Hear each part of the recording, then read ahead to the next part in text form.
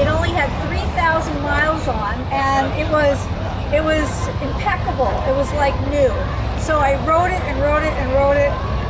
Yes, my daily rider every day, commuted with it up to Stamford, Connecticut for a while.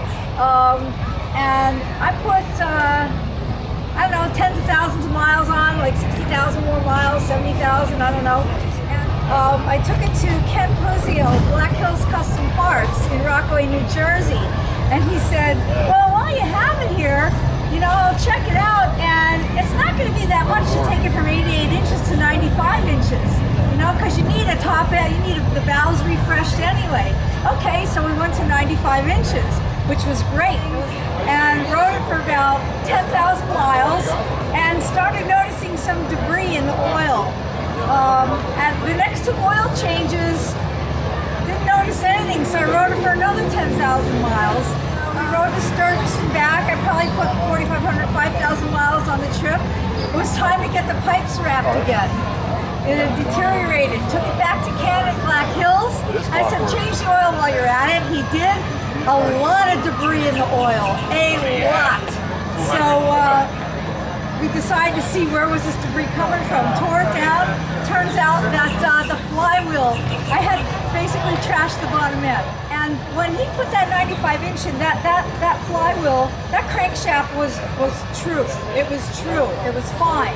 10,000 miles later, I'm not so sure that the stock crankshaft, the stock flywheel assembly was meant for the higher horsepower, the more power. So I called up S&S. I knew that they had come out with a new flywheel assembly that was stronger, and you know, I talked to Bruce about it.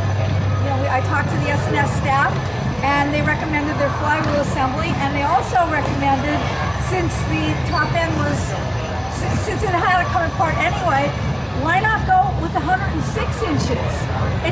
It was all apart, you know, it was just a little bit more to put in 106-inch cylinders and pistons. So to go along with that, I have gear drive 551 higher lift cams than what I had before. S&S carburetor, S&S air cleaner, we'll talk about all that. So that's kind of how we got to it. The project just started out with I needed a new flywheel, and I needed to be flywheel assembly, and I needed to be bulletproof. That's how it started, and it just sort of took off from there. So we noticed that you're looking for a package with a lot of torque. Why torque rather than horsepower? Well, I'm not a racer. I don't do burnouts. I mean, I could, you know, but my thing is long haul riding. Lots of hard, hot miles every day. You know, riding to Sturgis, riding down to Daytona, wherever it is I go. Might be, you know, 550, 650 miles a day, one day after the next. And I want something that, you know, you get out west, the speed limit's 75 miles an hour, but you still got to pass that truck, because that truck's kicking up all kinds of stuff at you. So I wanted something that I get on the throttle and it just goes, you know. So more like I want it to be more geared towards heavy-duty touring, I guess you could say.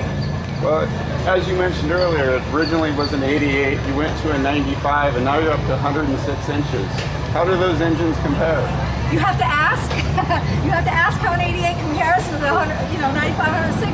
Yeah, the power's there, the torque is there. It's amazing this thing moves. You know, for a carbureted bike, it moves. So I've noticed you refer to your bike as a she. So is it a she bike or a gentleman bike, or what's the difference? All my bikes are female. Very good. Yeah, her name was Black Beauty. You know, that's what it was since the beginning. I know, not very imaginative, but she's beautiful.